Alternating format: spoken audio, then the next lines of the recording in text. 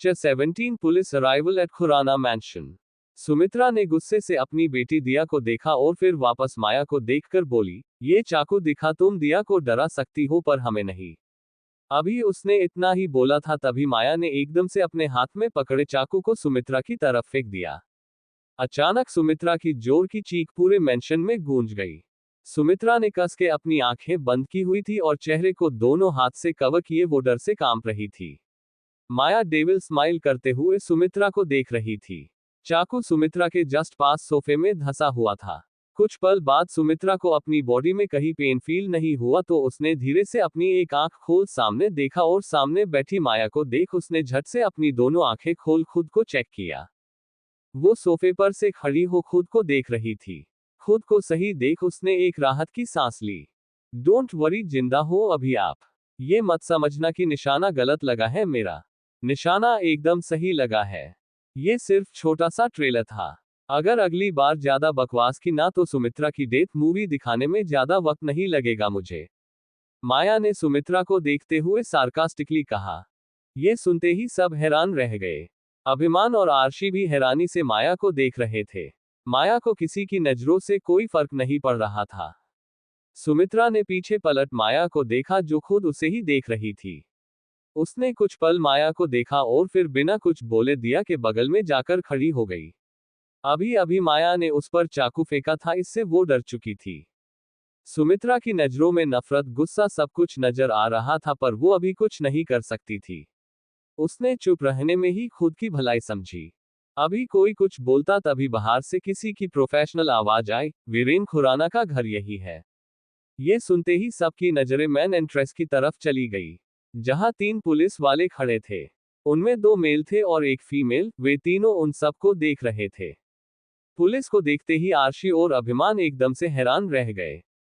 वही दिया और सुमित्रा के चेहरे पर अजीब सी स्माइल आ गई। माया के फेस एक्सप्रेशन अभी भी नहीं बदले। उसका फेस एक्सप्रेशन लेस था जिससे उसके दिमाग में क्या चल रहा है ये पता लगाना बेहद मुश्किल था। वीरेन के चेहरे पर डेविल स्माइल आ गई। वो जल्दी से पुलिस ऑफिसर की तरफ जाते हुए बोला, यस सर, यही वीरेन खुराना का घर है। मैंने ही आपको बुलाया था। बोलते हुए वो ऑफिसर के सामने आकर खड़ा हो गया।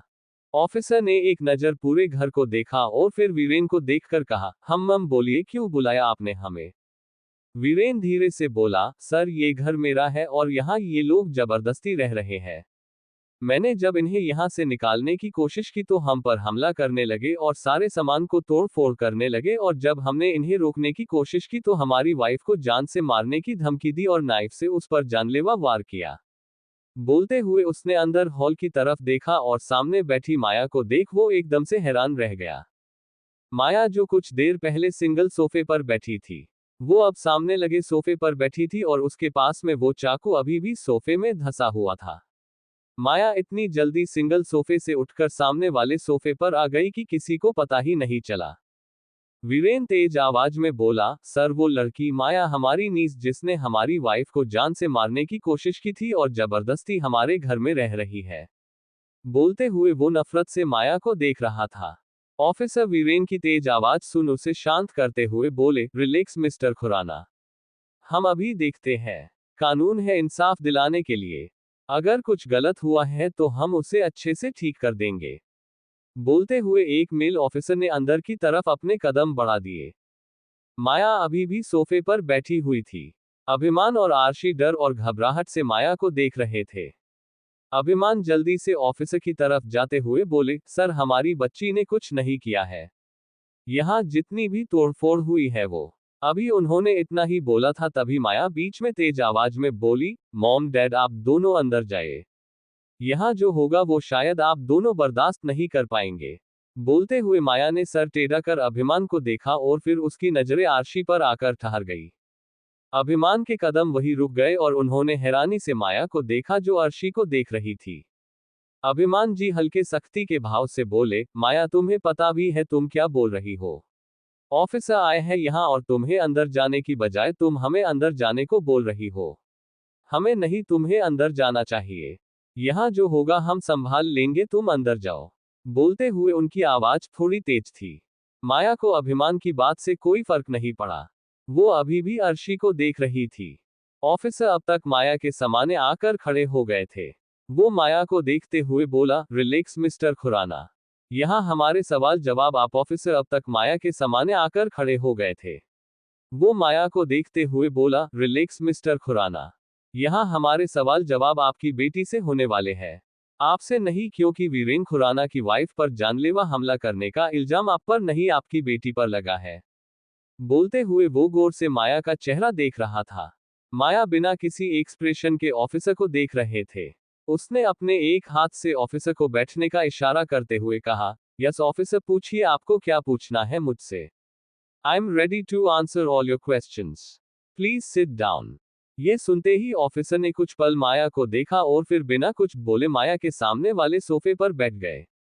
अब तक वे दोनों ऑफिसर भी वहां आ चुके थे और वे भी माया के सामने वाले सोफे पर बैठ गए। यस मिस माया, आप पर मिस्टर खुराना की वाइफ पर जानलेवा हमला करने का ब्लेम लगा है। आपको पता है आपकी इस हरकत पर आपको कितने साल की सजा हो सकती है। पहले ऑफिसर ने माया को देखकर बिना किसी भाव के कहा। तभी दूसरा ऑफिसर बोला, आप सब यहाँ जबरदस्ती नहीं रह सकते हो। अगर आप सब यहाँ से नहीं गए तो हमें जबरदस्ती आपको यहाँ से बाहर करना होगा। अगर ये property legally mister Viren Khurana है कि तो आप बिना उनकी मर्जी के जबरदस्ती यहाँ नहीं रह सकते हो। बोलते हुए उसकी नजरें माया को देख रही थी। माया ने उन सब की तरफ देखते हुए कहा, और कुछ कहना आप सबको। बोलते हुए उसने फीमेल ऑफिसर को देखा और धीरे से बोला, आपको कोई क्वेश्चन पूछना है तो पूछ लीजिए, फिर क्या पता आपको क्वेश्चन करने का चांस मिले या ना मिले। बोलकर वो अजीब तरह से मुस्कुरा दी। उसकी तिरछी नजरें वीरेन, दिया और सुमित्रा पर टिकी हुई थी, जो विनिक स्माइल करते हुए उसे ही देख रहे थे।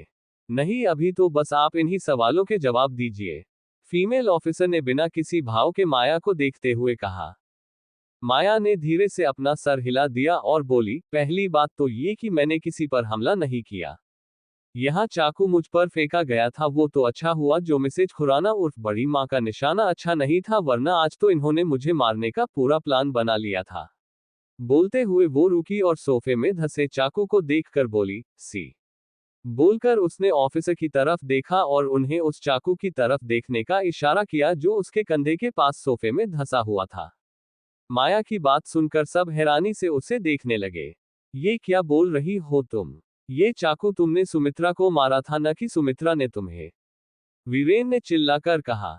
ये सुनते ही सबने वीरेन को देखा जो गुस्से से माया को देख रहा था। हाँ सर, वीरेन जी सच कह रहे हैं। ये चाकू इसने मुझे मारा था और ये भी कहा था कि अगर मैंने इसकी बात नहीं मानी तो अगली बार इसका निशान नहीं चुकेगा। सुमित्रा ने वीरेन की हाँ में हाँ मिलाते हुए कहा। ऑफिसर ने कुछ पल सुमित्रा और वीरेन को देखा और फिर माया को देखकर कहा, मिस क्या आप झूठ बोल रही है?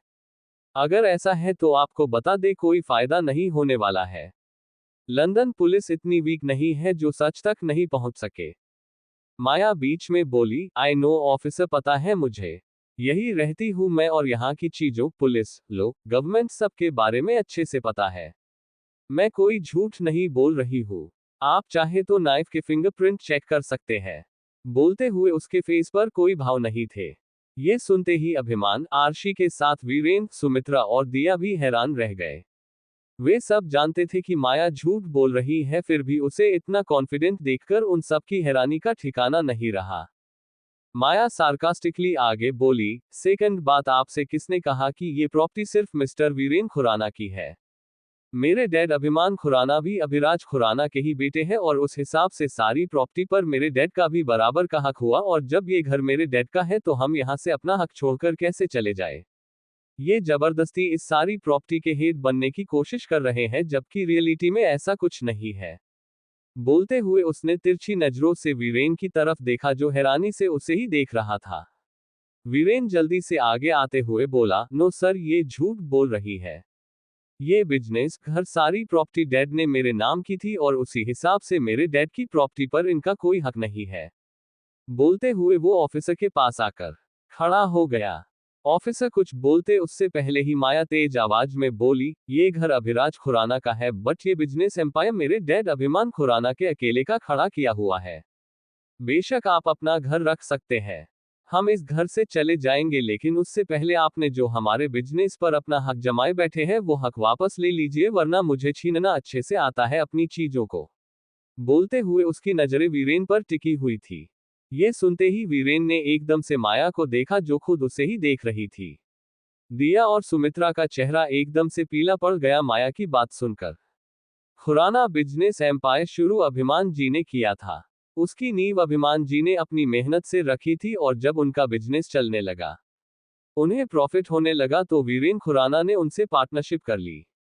अभिमान वीरेन की इज्जत करते थे इसलिए उन्होंने मना नहीं किया, बट बाद में धीरे धीरे वीरेन ने अभिमान के सारे बिजनेस को अपने हाथों में ले लिया और अभिमान बस एक नॉर्मल सा एम्प्लॉय बनकर रह गए। सुमित्रा ने खुद को संभाला और माया को देखते हुए तेज आवाज में बोली, तुम्हारा दिमाग खराब हो गया है क्या? पता भी है क्या बोल रही हो तुम? खुराना बिजनेस एम्पायर के सीईओ वीरेन जी हैं, ना कि अभिमान, और तुम किस हक की बात कर रही हो? तुम में से किसी का बिजनेस पर कोई हक नहीं है। बोलते हुए वो गुस्से से माया के सामने आकर खड़ी हो गई। सुमित्रा की बात सुनकर माया की एक आईब्रो ऊपर की तरफ उठ गई। वो अजीब तरह से मुस्कुराते हुए बोली, ओह रियली? बोलते हुए उसके फेस एक्सप्रेशन पूरे चेंज हो गए और अचानक ही उसका चेहरा गुस्से से कांपने लगा। वो तेज आवाज में बोली, मिस्टर जॉन अंदर आ जाए। बोलते हुए उसकी नजरें सुमित्रा पर टिकी हुई थी। तभी मैन एंट्रेस से एक आदमी अपने हाथ में कुछ फाइल पकड़े हुए आया। उसने लॉयर की ड्रेस पहनी हुई थी। माया धीरे से बोली, अभी आपकी गलतफहमी दूर हो जाएगी मिसेज खुराना की क्या किसका है और क्या नहीं। बहुत शौक है ना दूसरों की चीजों पर अपना हक जमाने का। अभी वो शौक पूरा हो जाएगा एंड आई प्रॉमिस ऐसा शौक पूरा होगा कि फिर कभी किसी का शौक नहीं चढ़ेगा। दूसरी तरफ बलिन, सुबह 8 बजे। एक अंधेरा कमरा जिसमें बाहर से एक विंडो से आती धूप के अलावा कहीं से रोशनी नहीं आ रही थी। उस रोशनी में वो रूम हल्का दिख रहा था जो कि काफी पुराना था। उसे देखकर लग रहा था जैसे कई दिनों से इसे खोला भी नहीं गया था। वही बीच में एक लड़की को चेयर पर बांध कर रखा गया था। उसका सर एक तरफ झुका हुआ था और उसके हाथ चेयर के आर्म रेस्ट से बंधे हुए थे। उसके मुंह पर टैब लगी हुई थी। वो लड़की अभी बेहोश थी। तभी अचानक उसकी आंखें धीरे धीरे फड़फड़ाने लगी और कुछ पल बाद उसने एकदम से अपनी आंखें खोली। अचानक आंखें खोलने से उसकी आंखें बाहर से आ रही हल्की रोशनी को भी बर्दाश्त नहीं कर पाए और उसकी आंखें फिर से बंद हो गई। कुछ पल बाद उसने अपनी पलकें 3-4 पर झपका कर आंखें खोली और उसकी नजरें सीधे अपने सामने डोर के पास खड़े 3 आदमियों पर पड़ी, जिनके हाथ में गन थी और वे एक दूसरे से बात कर रहे थे। शायद वे उस लड़की का ही ध्यान रख रहे थे। वो लड़की जो और कोई नहीं रिवांशी थी। उसे समझ नहीं आ रहा था कि ये आदमी कौन है और वो किस जगह पर है। रिवांशी पूरे रूम को ऑब्जर्व कर रही थी। तभी उसकी नजरें खुद पर आकर ठहर गई और खुद के हाथ पैर बंधे देख वो एकदम से हैरान रह गई। उसने अभी तक खुद पर ध्यान नहीं दिया था और खुद को ऐसे देख वो एकदम से हैरान रह गई कि बेटी से होने वाले है। आपसे नहीं, क्योंकि वीरेन खुराना की वाइफ पर जानलेवा हमला करने का इल्जाम आप पर नहीं आपकी बेटी पर लगा है। बोलते हुए वो गौर से माया का चेहरा देख रहा था। आज के लिए बस इतना ही, मिलते हैं नेक्स्ट पार्ट में। ये क्रेडिट ऑथर टीना शेखावत को जाता है, इनका लिंक नीचे दिया गया है।